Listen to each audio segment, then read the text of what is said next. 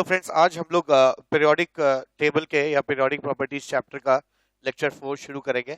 Last lecture में आपको याद होगा मैंने इलेक्ट्रॉनिक कॉन्फ़िगरेशंस पे बात की थी और ग्रुप्स और पीरियड की हम लोगों ने डिटेल्ड स्टडी की थी कि पीरियोडिक टेबल का आर्किटेक्चर ऐसा क्यों है। ठीक है, आज हम लोग अब हम लोग पीरियोडिक प्रॉपर्टीज की तरफ बढ़ते हैं और आज मैं आपको एटॉमिक रेडियस सिखाने की कोशिश करूंगा। ठीक है, तो लेक्चर 4 पीरियोडिक प्रॉपर्टीज, इसमें हम लोग काफी पीरियोडिक प्रॉपर्टीज में कई सारे टॉपिक्स पे बात करेंगे। ठीक है, हम लोग atomic radius, ionic radius, ionisation energy, electron affinity, electronegativity, तो बहुत सारे लैथेनाइट कॉन्ट्रैक्शन, इन सब चीजों पे बातचीत करेंगे। ठीक है, तो आने वाले कमिंग लेक्चर्स पूरी तरह से पीरियोडिक प्रॉपर्टीज पे ही है ना बेस्ड है। आज मैं पहली पीरियोडिक प्रॉपर्टी उठाऊंगा जिसे मैं कहूंगा एटॉमिक रेडियस। ठीक है, एटॉमिक रेडियस कहूंगा। अब एटॉमिक रेडियस के में जाने से पहले है ना कुछ बातें बहुत ही क्लियर कर लेने की जरूरत है कि पहली चीज तो एक एटम का रेडियस डिफाइंड नहीं है। ठीक है, एक अकेले एटम का रेडियस डिफाइन करना मुश्किल है। क्यों मुश्किल है? क्योंकि पहली चीज क्या कि अगर मान लीजिए एक एटम है, ये न्यूक्लियस है, तो आपको पता है इलेक्ट्रॉन के पाए जाने की प्रोबेबिलिटी क्वांटम मैकेनिक्स के अनुसार कहां तक होती है? इंफिनिटी तक होती है। ठीक है ना? ठीक है, अलग बात है कि जहां तक 93 से 95% प्रोबेबिलिटी मिल जाती है ना, हम उसे उसको एटॉमिक उसको उसको ऑर्बिटल कह देते हैं, या है ना ऑर्बिटल कह देते हैं जहां पे 93 से 95% प्रोबेबिलिटी होती है। लेकिन सच्चाई है कि इलेक्ट्रॉन के पाए जाने की प्रोबेबिलिटी कहां तक होती है? इंफिनिटी तक होती है। ठीक है, तो it is impossible to define radius of atom. ठीक है, क्योंकि लोग नोट्स बनाते हैं इसलिए इस बात को मैं लिख दे रहा हूं कि according to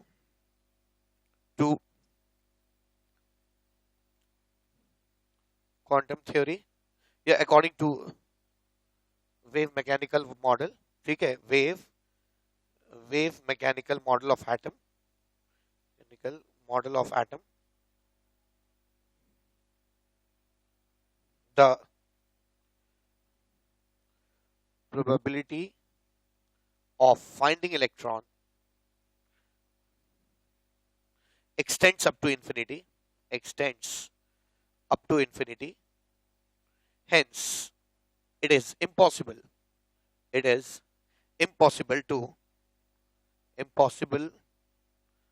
to decide radius of an atom। तो इसी एटम का पहली बात तो हम रेडियस इस वजह से डिफाइन नहीं कर सकते। ठीक है ना? दूसरी बात क्या है? दूसरी बात यह है कि एटम्स जो है कभी भी फ्री स्टेट में भी नहीं मिलेंगे। अगर मान लीजिए हम कोई एक कुछ गाइडलाइंस बनाकर तय कर लें कि हाँ साहब इतना रेडियस हो सकता है किसी एटम का, तब भी एटम का फ्री स्टेट में मिलना भी एक दूसरी प्रॉब्लम है जो रेडियस डिफाइन करने में दिक्कत पैदा करती है। जैसे फॉर इंस्टेंस कौन लोग आपको अकेले आइसोलेटेड मिल जाएंगे? सिर्फ सिवाय इनर्ट गैसेस के कोई भी आपको अकेले नहीं मिलेगा। हाँ, हीलियम एटम आपको अकेले मिल जाएगा। ठीक है, तो आप डिफाइन कर सकते हैं कुछ नियम या कुछ गाइडलाइंस बना के इसके रेडियस फिर भी डिफाइन कर सकते हैं।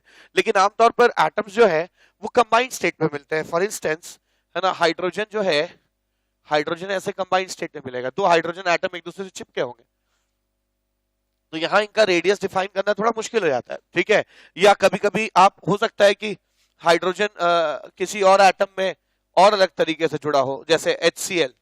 ठीक है, ऐसा ये Cl है। ठीक है, यहाँ पे भी रेडियस डिफाइन करना थोड़ा सा मुश्किल हो जाता है। ठीक है, कंबाइंड स्टेट में।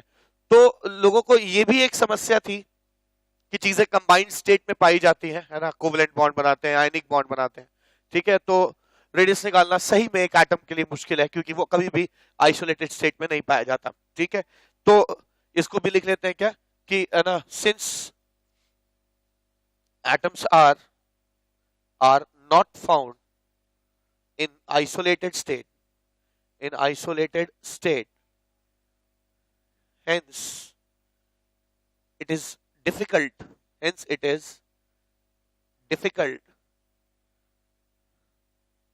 to define radius of an atom।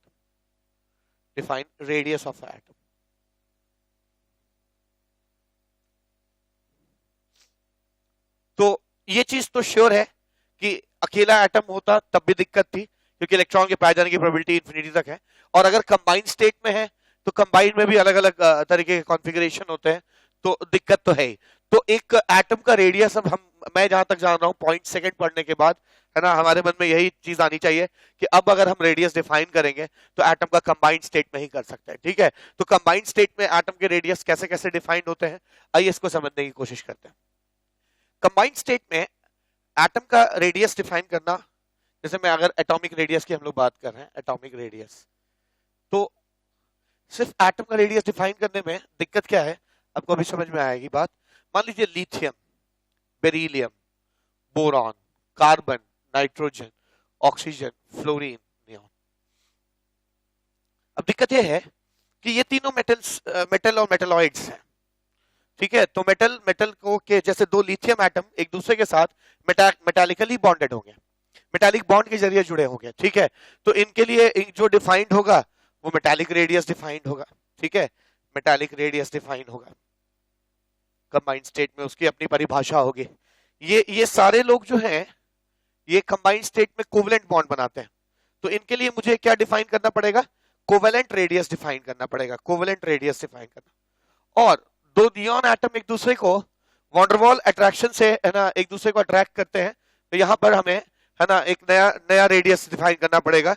Van der Waals एक दूसरे से वॉन्डरवॉल तरीके से जुड़े हुए लोगों के लिए मैं यहाँ पे, है ना, वॉन्डरवॉल रेडियस डिफाइन करना पड़ेगा, वॉन्डरवॉल रेडियस। तो मुझे धीरे धीरे चीजें समझ में आई कि एटॉमिक रेडियस तीन तरह के हो सकते हैं। ठीक है, एटॉमिक रेडियस अपने आप में एक चीज नहीं है, तीन चीजों का कॉम्बिनेशन है, क्योंकि एटम्स आमतौर पर ये तीन बॉन्डिंग्स करते हैं। आप बोलेंगे सर आयनिक बॉन्ड क्यों नहीं है इसमें, आयनिक बॉन्ड इसलिए नहीं है क्योंकि आयनिक रेडियस की स्टडी हम बिल्कुल अलग करेंगे। ठीक है, तो आयनिक बॉन्ड जहां भी पाया जाता है आयंस के बीच में, उसकी स्टडी ऑल टुगेदर एक नया टॉपिक है, आयनिक रेडियस, जो कि इसके बाद में डील करूंगा। तो अभी सिर्फ हम एटम्स पे ही अपने आप को रोके हुए हैं। ठीक है, और एटम्स जो है वो तीन तरह के बॉन्ड बनाते हैं, मेटालिक बॉन्ड तो मेटालिक रेडियस, कोवलेंट बॉन्ड तो कोवलेंट रेडियस, और वॉन्डरवॉल फोर्सेस के जरिए अगर जुड़े हुए हैं तो वॉन्डरवॉल रेडियस डिफाइन करेंगे। तो आइए एक एक करके पढ़ते हैं। ठीक है, सबसे पहले क्या डिफाइन करूंगा मैं, मेटालिक रेडियस। अब मान लीजिए मैं मेटालिक रेडियस डिफाइन करता हूं, तो मेटालिक रेडियस समझने के लिए सबसे पहले आपको यह समझना होगा कि मेटालिक बॉन्डिंग क्या होती है। ठीक है, तो मेटालिक बॉन्डिंग देखा जाए, मान लीजिए कि एक मेटल का एक टुकड़ा है आपके पास, ऐसा, ये बात मैंने सॉलिड स्टेट में पढ़ाई थी और यहां भी आप सीख सकते हैं। एक मेटल है, अब जैसे सोडियम ही है, सोडियम का इलेक्ट्रॉनिक कॉन्फ़िगरेशन होता है 1s2 2s2 2p6, है ना, 3s1। तो इसके ये तो इनर कोर इलेक्ट्रॉन्स हैं, अंदर वाले इलेक्ट्रॉन्स, जो आउटर मोस्ट शेल में सिर्फ एक इलेक्ट्रॉन है। और चूंकि हमें मालूम है कि मेटल्स की आयनाइजेशन एनर्जी क्या होती है, बहुत कम होती है। ठीक है, आयनाइजेशन एनर्जी में आगे पढ़ाऊंगा इसी चैप्टर में, मेटल्स की आयनाइजेशन एनर्जी कम होती है, इसलिए ये इलेक्ट्रॉन जो है ना, ये जो वैलेंस इलेक्ट्रॉन जो है वो बड़ी आसानी से लूज कर आप लूज कर सकता है मेटल। ठीक है, valence electrons are lost easily. ठीक है, इजीली लूज किया जाता है। अब अगर आप सोडियम की बात करिए, इसके सबसे इनर शेल में, सबसे अंदरूनी शेल में 2 है, फिर 8 है, फिर 1 है। तो सोडियम कुछ ऐसा दिखता है क्या कि इसके इनर कोर में 2 इलेक्ट्रॉन है, फिर उसके बाहर वाले शेल में 8 इलेक्ट्रॉन्स हैं, 8 इलेक्ट्रॉन्स हैं, और सबसे बाहरी शेल में, है ना, 1 इलेक्ट्रॉन है। जो बाहर सबसे बाहरी शेल में इलेक्ट्रॉन है उसको आप वैलेंस इलेक्ट्रॉन कहते हैं, जो कि मेटल्स बड़ी आसानी से लूज कर सकते हैं। जबकि जो अंदर वाले इलेक्ट्रॉन है, ये हो गया या ये हो गया, ठीक है, इनको आप कहते हैं inner core electron, inner core electrons कहा जाता है। और ये जो सेंट्रल पार्ट है इसको हम लोग, है ना, न्यूक्लियस कहते हैं, और न्यूक्लियस और इनर कोर इलेक्ट्रॉन्स को मिलाकर एक साथ हम लोग क्या कहते हैं, इसे कर्नेल कहते हैं। बिल्कुल ठीक है, कर्नेल कहा जाता है। तो मेटल्स क्या करते हैं, मेटालिक बॉन्डिंग के समय जो ये वैलेंस इलेक्ट्रॉन है ये डीलोकलाइज कर जाता है, मतलब हर मेटल अपना वैलेंस इलेक्ट्रॉन लूज कर देता है, और कर्नल जो है ना, अपनी जगह मौजूद रहेगा, इलेक्ट्रॉन्स डीलोकलाइज कर जाए। डीलोकलाइज से मतलब मेरा ये मूव करने लगेंगे एक आराम से, जहां मन करेगा वहां जाने लगेंगे, लेकिन कर्नल्स लोकलाइज्ड होंगे। तो मेटल्स कैसी बॉन्डिंग करते हैं, nucleus plus inner core electron को, जिनको हम कर्नल कहते हैं, वो अपनी जगह पर फिक्स रहते हैं, ऐसे वो अपनी जगह पे बिल्कुल फिक्स रहते हैं, और हर मेटल अपना वैलेंस इलेक्ट्रॉन को फ्री छोड़ देता है घूमने के लिए, स्वतंत्र घूमने के लिए, स्वच्छंद घूमने के लिए। है ना, आप फ्रीली उसको छोड़ देते हैं। अब फ्री छोड़ने पर होता क्या है, मान लीजिए ये ऐसा कर्नल्स हैं जो इमोबाइल है, लेकिन सबने अपने अपने इलेक्ट्रॉन्स को फ्री छोड़ा हुआ है इसमें, तो हर इलेक्ट्रॉन्स के फ्री छूट जाने की वजह से एक एक एक इलेक्ट्रॉन क्लाउड इसमें फ्लो करने लगता है। इलेक्ट्रॉन मूव कर रहे हैं ऐसे, जिसका जिधर मन कर रहा है उधर जा रहा है, ठीक है, इलेक्ट्रॉन्स फ्लो करने लगता है। ऐसा लगता है जैसे, है ना, इलेक्ट्रॉन्स का यहाँ पे एक समुद्र है और बीच में, है ना, छोटे छोटे कर्नल के टापू हैं। अब होता क्या है, ये उसी तरह है जैसे आप अगर तिल के लड्डू बनाते हैं, तो आप गुड़ में जब तिल डालते हैं तो गुड़ का काम यहाँ पे इलेक्ट्रॉन कर रहा है, जो दो दो कर्नल यानी तिल तिल को जोड़ के रखने की कोशिश कर रहा है। अब होता क्या है, यहाँ पे जो इलेक्ट्रॉन बीच में बह रहा है, ठीक है, उसमें ये न्यूक्लियस भी इंटरेस्टेड है, अट्रैक्ट हो रहा है, और ये भी अट्रैक्ट हो रहा है, ठीक है ना। ये इस अट्रैक्शन को हम लोग मेटालिक बॉन्ड कहते हैं, call it as metallic bond, ठीक है, इसको मेटालिक बॉन्ड कहा जाता है। और दो, आप समझते हैं मेरी बात, इलेक्ट्रॉन बीच में फ्लो कर रहा है, ठीक है, इलेक्ट्रॉन फ्लो कर रहा है, तो ये दोनों न्यूक्लियस जो है वो बीच के इलेक्ट्रॉन की तरफ क्या होंगे, अट्रैक्ट होंगे। इस अट्रैक्शन को हम लोग क्या कहते हैं, मेटालिक बॉन्ड कहते हैं। और अगर दो मेटालिकली बॉन्डेड कर्नल्स हैं, उनके बीच की दूरी अगर डी है, मान लीजिए ये डी है, इनके बीच की दूरी डी है, तो इस दूरी का हाफ जो है वो मेटालिक रेडियस डिफाइन हो जाएगा, ठीक है। तो मैं कह सकता हूं क्या कि मेटालिक रेडियस, है ना, r metallic is half into distance between two metallically bonded kernels, ठीक है, दो मेटालिकली कर्नल्स के बीच की दूरी का आधा जो है मेटालिक रेडियस डिफाइंड हो जाएगा, ठीक है। और याद रखिए मेटालिक रेडियस एक तरह का क्या है, एटॉमिक रेडियस ही है, ठीक है। तो जैसी बॉन्डिंग होती है एटॉमिक रेडियस का नाम वो हो जाता है, ठीक है। अगर आप एटॉमिक रेडियस मेटल के लिए बात कर रहे हैं तो अंडरस्टूड है कि वो मेटालिक रेडियस है। अगर आप कोवलेंट बॉन्डेड एटम्स की बात कर रहे हैं तो कोवलेंट बॉन्ड हो जाएगा, ठीक है। और अगर दो एटम एक दूसरे से बंधे नहीं है तो हम उन्हें उनके लिए एटॉमिक रेडियस के नाम पर actually van der Waals radius कहेंगे, ठीक है। तो एक चीज तो मैंने यहाँ पे डिफाइन कर ली, क्या कि मेटालिक रेडियस किसे कहते हैं, ठीक है। आइए अब अगली बारी है कोवलेंट रेडियस को समझने की। कोवलेंट रेडियस कैसे डिफाइन किया जाता है इसको समझिए। कोवलेंट रेडियस में पहली बात तो दो चीजें हो सकती है, मॉलिक्यूल होमोन्यूक्लियर है कि हेट्रोन्यूक्लियर है, ठीक है, हेट्रोन्यूक्लियर। और अगर हेट्रोन्यूक्लियर है, होमोन्यूक्लियर क्या होता है बताऊंगा, तो भी दो केस बनते हैं, क्या, इलेक्ट्रोनेगेटिविटी दोनों की, अगर कोई एटम है जो ए और बी हेट्रोन्यूक्लियर है, ए बी कोई मॉलिक्यूल है, तो electronegativity of A is comparable to electronegativity of B, एक केस। और एक केस बनता है जहां पर, है ना, electronegativity of any one component, let us call A, is very is larger than, है ना, इज इनकंपेरेबल विद बी, ठीक है, ऐसा केस। तो ये तीन केसेस बनते हैं। तो आइए एक एक करके इन केसेस को देखते हैं।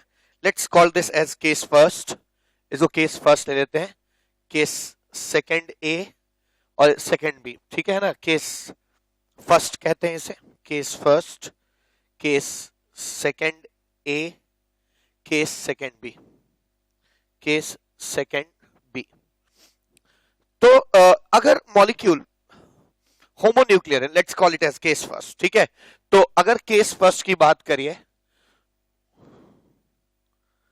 अगर मॉलिक्यूल होमोन्यूक्लियर है, होमोन्यूक्लियर मतलब दोनों एटम एक जैसे होंगे, मान लीजिए हाइड्रोजन हाइड्रोजन हो गया, ठीक है ना, दोनों हाइड्रोजन एटम है यहां पर, ये H2 मॉलिक्यूल है। तो अगर होमोन्यूक्लियर होते हैं तब तो कोई दिक्कत नहीं है, आप क्या कह सकते हैं, इनके बीच जो भी डिस्टेंस आता है, ठीक है, अगर मैं इस एटम को ए कह रहा हूं और इस एटम को भी क्या कह रहा हूं, ए कह रहा हूं, तो ये जो डिस्टेंस है, ये जो डिस्टेंस इनके बीच का है, डिस्टेंस ए है ना, इस डिस्टेंस का आधा इसका कोवलेंट रेडियस हो जाएगा, ठीक है। तो ये डेफिनेशन है कोवलेंट रेडियस का, covalent radius is equals to half of the distance between two covalently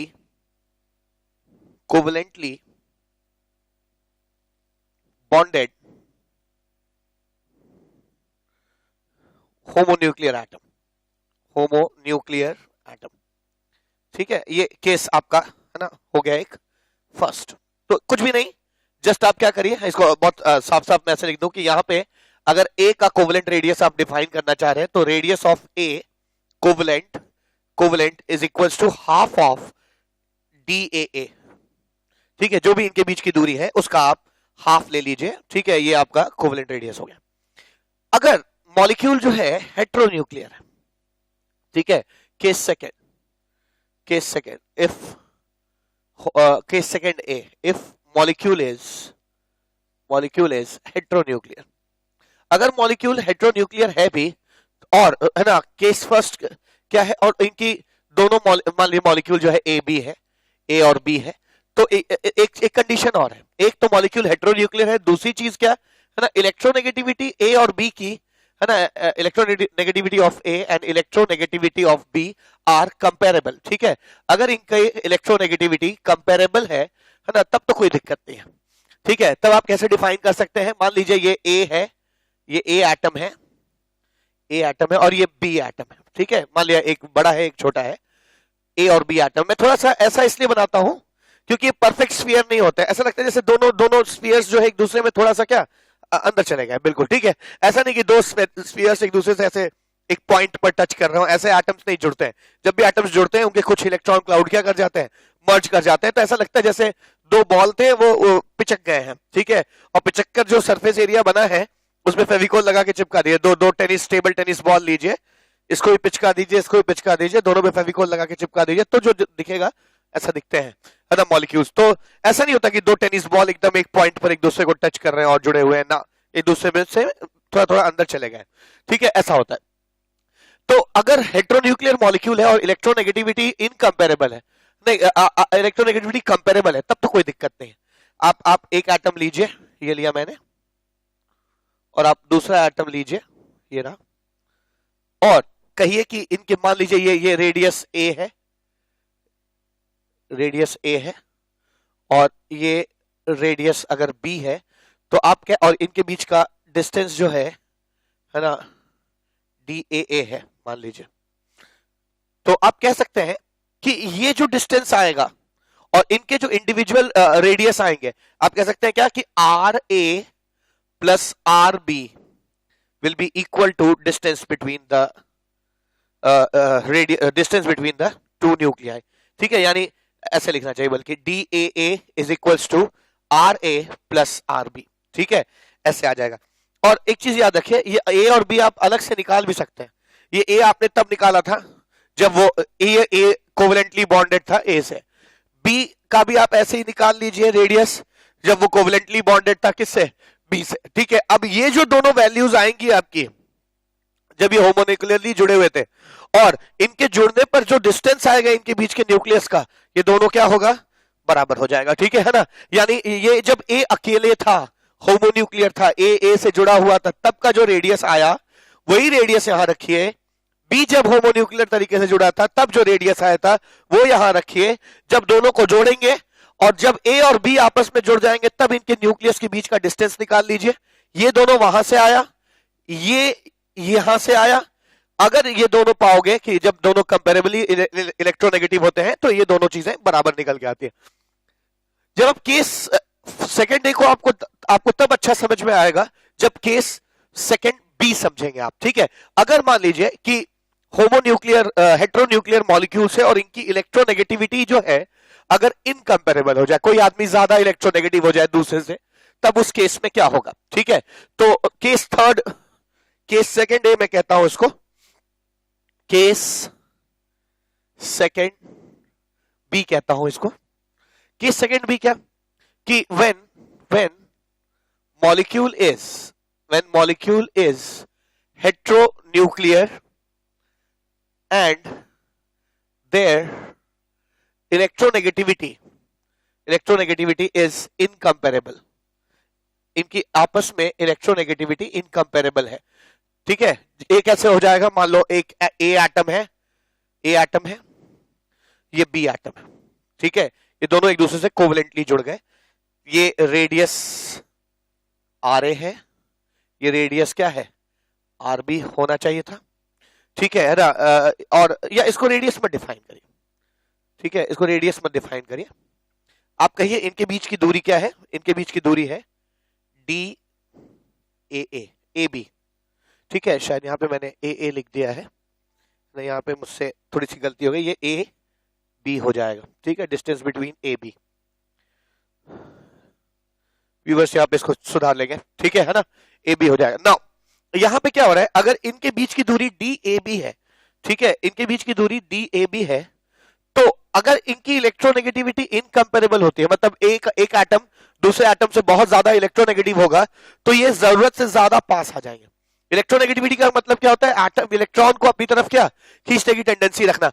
मान लीजिए ये जो ए एटम है ये बहुत ज्यादा इलेक्ट्रोनेगेटिव है बी से, ठीक है, तो ये क्या करेगा, बी के इलेक्ट्रॉन क्लाउड को बहुत ज्यादा अपनी तरफ खींच लेगा।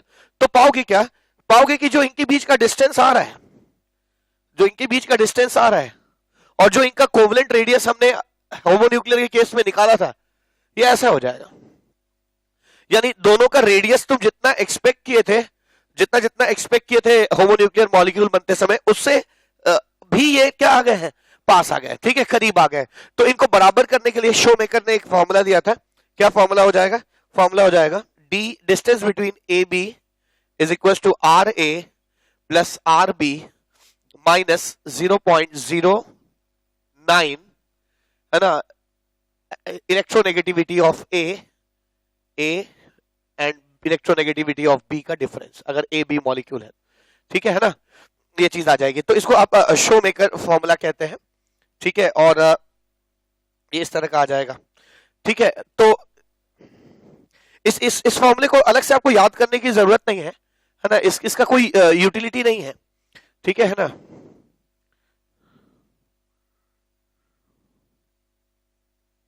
मेकर फॉर्मूला कहते हैं इसे, शू मेकर फॉर्मूला, ठीक है।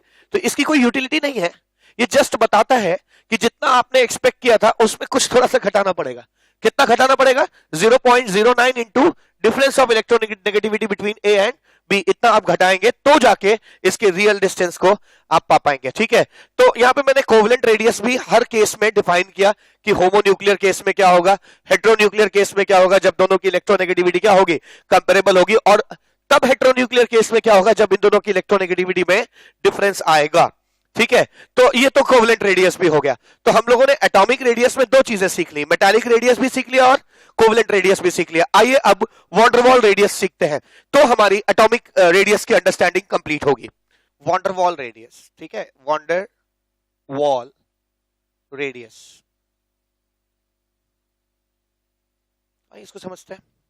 वॉन्डरवॉल रेडियस समझने से पहले इतना आपको जानना चाहिए कि दो एटम्स अगर हैं तो उनके अट्रैक्शन या उनके बीच के अट्रैक्शन और, है ना, डिस्टेंस का काफी इंपॉर्टेंस है। फॉर इंस्टेंस यहां पर इनके बीच में रिपल्शन है, यहां इनके बीच में रिपल्शन है, इसके इलेक्ट्रॉन क्लाउड और उसके न्यूक्लियस के बीच में क्या है, अट्रैक्शन है, और इसके न्यूक्लियस और उसके इलेक्ट्रॉन क्लाउड के बीच में क्या है, अट्रैक्शन है। तो ये एटम्स इतनी डोर से एक दूसरे से बंधे हुए हैं, ठीक है। और मान लीजिए ये रिपल्शन कह रहा हूं, है ना, अट्रैक्शन अट्रैक्शन रिपल्शन। अब अगर इनके बीच की दूरी अगर d है या r है, r, तो इस r का वेरिएशन पोटेंशियल एनर्जी के साथ क्या होगा? पोटेंशियल एनर्जी को भी मैं डिफाइन कर दूं, अगर दो लोग अट्रैक्ट करते हैं, इफ अट्रैक्शन है दोनों के बीच में, तो पोटेंशियल एनर्जी नेगेटिव होती है, ठीक है, पोटेंशियल एनर्जी नेगेटिव होगी। अगर दो मॉलिक्यूल्स के बीच में रिपल्शन होगा तो उनकी पोटेंशियल एनर्जी की वैल्यू क्या आएगी, पॉजिटिव आएगी, ठीक है। अब क्या देखा गया कि जैसे मैं इनका प्लॉट कर रहा हूं ग्राफ क्या कि इनकी एनर्जी और डिस्टेंस का ग्राफ प्लॉट किया जाए, ठीक है। ये इंटर न्यूक्लियर डिस्टेंस है, this is inter nuclear distance है, और इधर मैंने पोटेंशियल एनर्जी बनाया हुआ है, ये positive potential energy means repulsion और ये नेगेटिव पोटेंशियल एनर्जी है, मतलब अट्रैक्शन। अब होगा क्या, ध्यान दिया जाए, जब बहुत दूर रहेंगे ये एटम्स, बहुत दूर इनफाइनाइट पे, तो हम कह सकते हैं कि इनकी पोटेंशियल एनर्जी हल्की सी नेगेटिव होगी। कितनी भी दूर जाएंगे कुछ ना कुछ फोर्स एक दूसरे पर लगा रहे होंगे, तो इनकी एनर्जी हल्की सी नेगेटिव हो जाएगी, ठीक है, दैट मींस अट्रैक्शन है। लेकिन ये जैसे जैसे पास आएंगे इनका अट्रैक्टिव फोर्स इनके बीच का अट्रैक्टिव फोर्स बहुत तेजी से बढ़ेगा, रिपल्सिव फोर्स धीमे धीमे बढ़ेगा। ठीक है, तो अट्रैक्शन रिपल्शन को डोमिनेट करने लगता है, और अट्रैक्शन अगर रिपल्शन को क्या करने लगेगा, डोमिनेट करने लगेगा, तो इनकी एनर्जी लगातार जो है वो क्या होती जाएगी, घटती जाएगी। ऐसे घटते घटते घटते घटते एक समय आएगा जहां पे अट्रैक्शन और रिपल्शन लगभग अब बढ़ते बढ़ते बढ़ते बढ़ते, एक बहुत तेजी से बढ़ रहा था, एक धीमे बढ़ रहा था, लेकिन अब क्या हुआ, दोनों लगभग बराबर हो जाएंगे। ठीक है ना, तो ये एक एनर्जी का वेल है, ये बिल्कुल इस समय इनके बीच की पोटेंशियल एनर्जी बिल्कुल मिनिमम हो जाएगी। ठीक है, मिनिमम हो जाएगी, और ये बहुत स्टेबल कॉन्फ़िगरेशन है। अब क्या होगा, अगर आप इनको और पास लाते हैं तो इनके बीच का रिपल्शन अब जो है अट्रैक्शन पे क्या होने लगेगा, पे हावी होना शुरू होगा। तो धीरे धीरे अट्रैक्शन को रिपल्शन क्या करने लगेगा, कम करने लगेगा, और रिपल्सिव फोर्सेस बढ़ने की वजह से इसकी पोटेंशियल एनर्जी जो है ना, बढ़ना शुरू कर जाएगी। ठीक है, तो ये जो दोनों के बीच की दूरी है R0, जिन पर इनके बीच का अट्रैक्टिव फोर्स मिनिमम चला गया है ना, इस ये जो दूरी है इसको कहते हैं distance of closest approach. Distance of closest approach, ये इतने अब एक दूसरे को अप्रोच करते समय ये इतने करीब आ सकते हैं।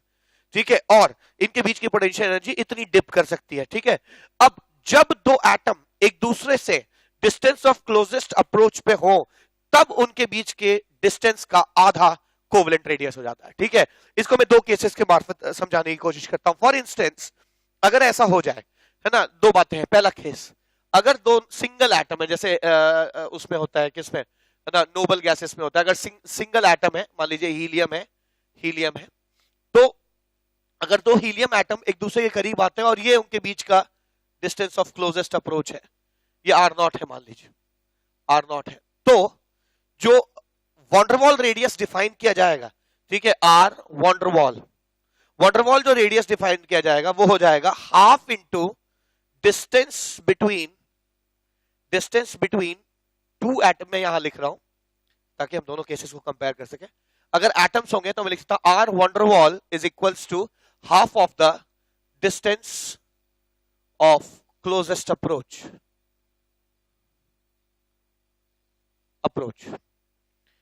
Half of the distance of closest approach कहा जाएगा इसे। ठीक है, एक चीज। अगली चीज क्या, अगर आप पहले से ही जुड़े हैं तो कहीं ना कहीं यहाँ पे ना वॉन्डरवॉल रेडियस अगर आप देखें तो ये इसका वॉन्डरवॉल रेडियस हो जाएगा एक्चुअली।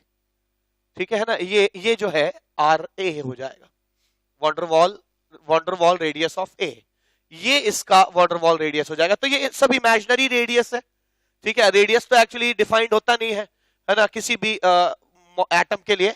ये हम इंसान कुछ गाइडलाइंस तय कर देते हैं, और उस गाइडलाइंस या उन परिभाषा के तहत, है ना, हम कुछ ना कुछ रेडियस निकाल ही लेते हैं एटम्स का। ठीक है, तो यहाँ पे क्या है, जब दो एटम एक दूसरे से डिस्टेंस ऑफ क्लोजेस्ट अप्रोच पे हो, यानी उनके बीच की जो पोटेंशियल एनर्जी है वो अपने मिनिमा पे डिप कर गई हो, ठीक है, उस समय इन दोनों के न्यूक्लियस के बीच की दूरी का आधा जो है उसे हम वॉन्डरवॉल रेडियस कह सकते हैं।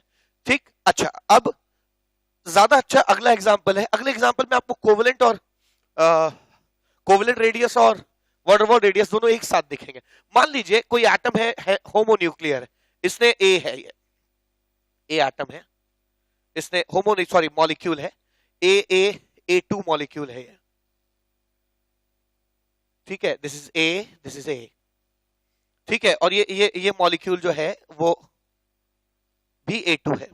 तो अगर दो मॉलिक्यूल्स जुड़े हैं तब भी उनके बीच का वॉन्डरवॉल रेडियस डिफाइंड है। कैसे, अगर इनके बीच की दूरी का, है ना, ये डिस्टेंस ऑफ क्लोजेस्ट अप्रोच है इनका, अगर इन दोनों न्यूक्लियस, दिस इज ए, तो इनके बीच की जो दूरी है, अगर इनके बीच की दूरी R0 है ये, तो इनके बीच की दूरी का आधा वॉन्डरवॉल रेडियस डिफाइंड हो जाएगा। तो अगर एटम है तो भी जहां मिनिमा होता है एनर्जी का, वहां आके अटक जाते हैं। देखिए, इस एनर्जी वेल की खास बात क्या है कि अगर आप यहां आ गए तो आप फंस जाते हैं, अगर आप दूर जाएंगे तो भी आपकी एनर्जी बढ़ेगी और आप कम एनर्जी की तरफ आना चाहेंगे, और अगर आप पास जाएंगे तो रिपल्शन से आप ढकेल दिए जाएंगे। ठीक है, तो दूर जाएंगे तो अट्रैक्शन से पास आ जाएंगे, पास आएंगे रिपल्शन से धकेल दिए जाएंगे। हमेशा आपके बीच का डिस्टेंस जो है ना, R0 रहने की कोशिश की जाएगी, रखने की कोशिश की जाएगी। अगर दो मॉलिक्यूल्स है तो मॉलिक्यूल्स में भी ऐसा ही होगा। ठीक है, तो अगर एटम्स हैं से डिफाइन कर लिया। मॉलिक्यूल है तो मॉलिक्यूल्स के डिस्टेंस ऑफ क्लोजेस्ट अप्रोच ले लीजिए और उनके बीच की दूरी का आधा को हम क्या कहेंगे, वॉन डेर वाल रेडियस कहेंगे। Van der Waals radius is equals to half of distance between, ठीक है, half of distance between half of the distance of closest approach, ठीक है, ऐसे ही लिख देते हैं, सिंपल रखते हैं, क्लोजेस्ट अप्रोच, ये आ जाएगा, ठीक है, वॉन डेर वाल रेडियस। अब यहां पे एक चीज ध्यान देने वाली बात है कि उसी ए एटम का, ठीक है, और ये आर नॉट है, उसी ए एटम का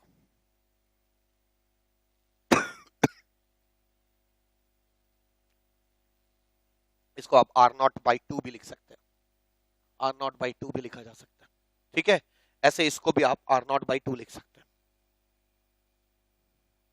हाँ, अब यहां पे क्या है, दोनों रेडियस में देख सकता हूं डिफाइन किए जा सकते हैं, कैसे, अगर इनके बीच की दूरी का आधा अगर आप लेते हैं तो ये रेडियस आएगा, ये इमेजिनरी रेडियस है, हमारे हमारे है ना डेफिनेशन के बाद आया है, ठीक है, this is radius of A but it is van der Waals, और इन दोनों के बीच की दूरी का आधा जो रेडियस निकलेगा ये, ठीक है, आर कोवलेंट, ठीक है ना, वो ये हो जाएगा। कोवलेंट रेडियस अगर मैं ड्रॉ करूं तो थोड़ा छोटा दिखाई पड़ेगा आपको, ठीक है, तो एक्चुअली में किसी एटम का कोई रेडियस होता नहीं है, हम इंसान तरह तरह से गाइडलाइंस तय करते हैं, तरह तरह से रूल्स बनाकर उनके रेडियस को डिफाइन कर ले जाते हैं, ठीक है, तो आप आज से दिमाग से ये बात हटा दीजिए, जैसे एक बॉल है, बॉल का रेडियस फिक्स है, ठीक है, एक बॉल है, उस स्फीयर है, उसका रेडियस फिक्स है, नो डाउट, लेकिन एक एटम का रेडियस बिल्कुल फिक्स नहीं है।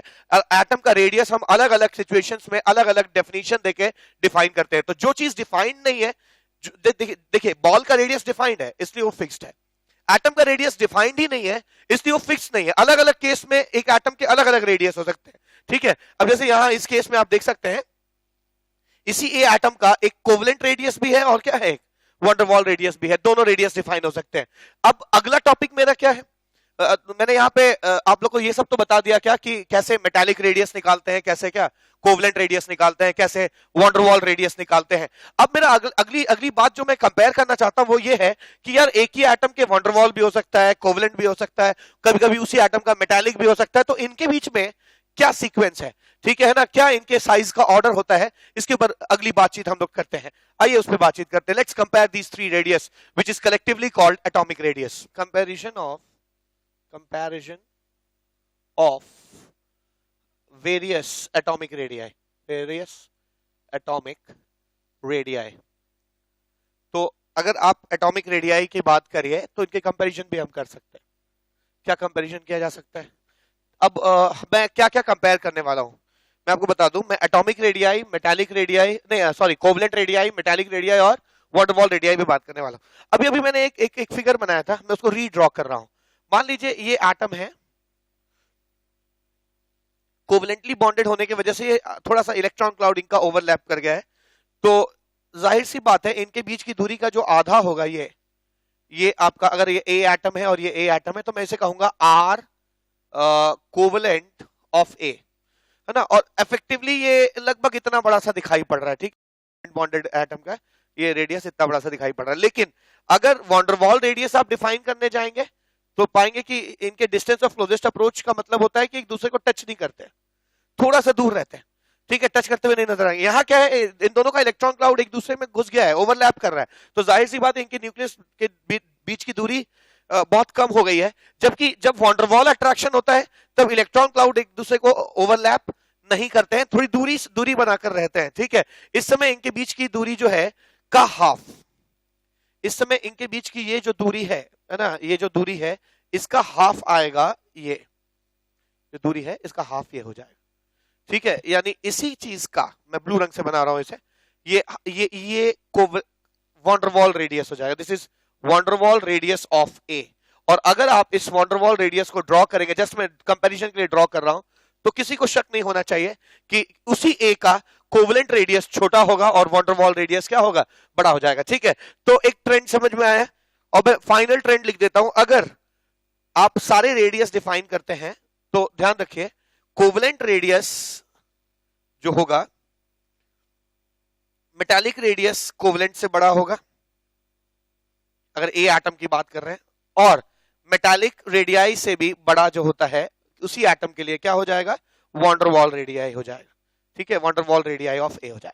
तो आज के बाद अगर आपको कंपेयर करना पड़े, एक ही एटम का दिया हो ना, अलग अलग सिचुएशन में एक ही एटम में कई रेडियस हो सकते हैं, तो अगर किसी एटम ए का कोवलेंट रेडियस पता हो, मेटालिक रेडियस पता हो और वॉन डेर वाल पता हो, तो आप बेधड़क कह सकते हैं कि उसका वॉन डेर वाल सबसे बड़ा होगा, फिर मेटालिक होगा और फिर क्या हो जाएगा, कोवलेंट हो जाएगा। ठीक है, इसको सपोर्ट करने के लिए मेरे पास कुछ मैं डेटा लेके आया हूं, ठीक है, जिससे आपको बहुत ही क्लैरिटी आ जाएगी कि आखिर आखिर ऐसा क्या है, ऐसा है भी कि नहीं, ये बहुत क्लियर हो जाता है। दो डेटा है मेरे पास। पहला है ना, अगर मेरे पास कुछ एटम्स के कोवलेंट और वॉन डेर वाल रेडियस दोनों मौजूद है,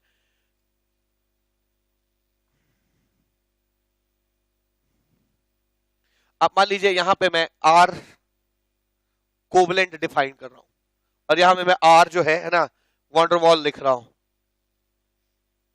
वॉन डेर वाल लिख रहा हूं अलग अलग गैसेस के लिए, है ना, अलग अलग एटम्स के लिए लिख रहा हूं। मान लीजिए हाइड्रोजन है, ऑक्सीजन,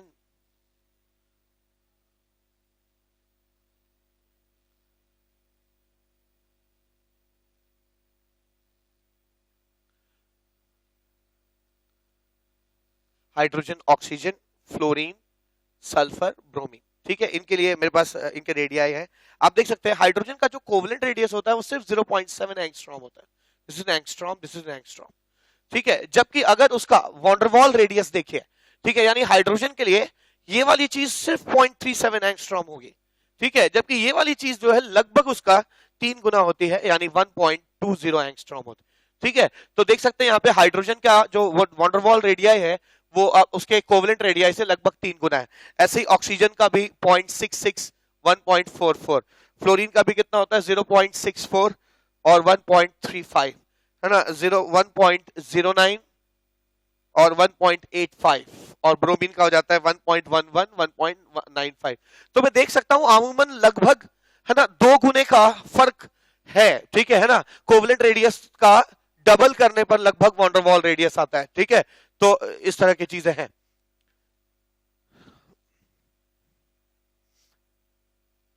हाँ, ये जो है 1.09 नहीं है, 1.04 है। ठीक है, अच्छा, ऐसे ऐसे ही मैं सेकंड केस की बात करूं, ये तो कोवलेंट और वॉन डेर वाल का कंपैरिजन था। आप कोवलेंट और क्या मेटालिक रेडियस में भी कंपैरिजन कर सकते हैं, मेरे पास डेटा है।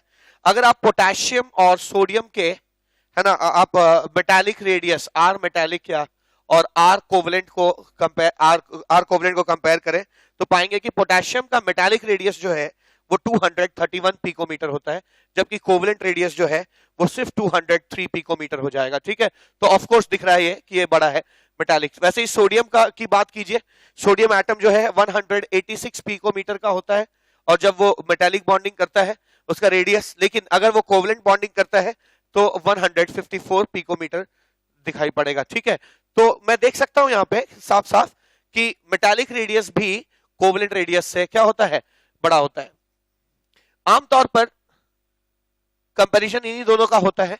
क्यों? क्योंकि बहुत रेयर मिलेगा कि कोई कोवलेंट बॉन्ड शो करता है, ठीक है, नहीं कोई मेटालिक बॉन्ड शो करता है। और देखिए मेटालिक कोवलेंट साथ साथ दिख जाएंगे आपको, इसलिए इनको कंपेयर कर लिया मैंने। और कोवलेंट और वॉन डेर वाल भी अक्सर दिख जाएंगे। ठीक है, पर अगर कोई मेटालिक रेडियस शो करता है तो जनरली वो van der Waals forces exhibit नहीं करता, इसलिए हम इसको कंपेयर नहीं करते। लेकिन ट्रेंड के अनुसार अगर आप देखेंगे तो आप ये कह सकते हैं क्या कि जो जो वॉन डेर वाल रेडियस है वो मेटालिक से बड़ा होगा, मेटालिक जो है वो कोवलेंट से बड़ा होगा। आमतौर पर किसी एटम, कोई एटम तीनों शो करे थोड़ा रेयर है। ठीक है, एक एटम कोवलेंट मेटालिक शो कर सकता है, एक एटम कोवलेंट और वॉन डेर वाल शो कर सकता है, पर एक एटम जो मेटालिक रेडियस शो करता हो और साथ साथ वॉन डेर वाल शो करता हो फोर्सेस, ठीक है, थोड़ा मुश्किल है। ठीक है, तो ये मैंने ना एटॉमिक रेडियाई पे को आपस में कंपेयर कर लिया। आइए जानते हैं कि पीरियोडिक टेबल में अब एटॉमिक रेडियस का क्या ट्रेंड है और वो किन चीजों पर डिपेंड करता है।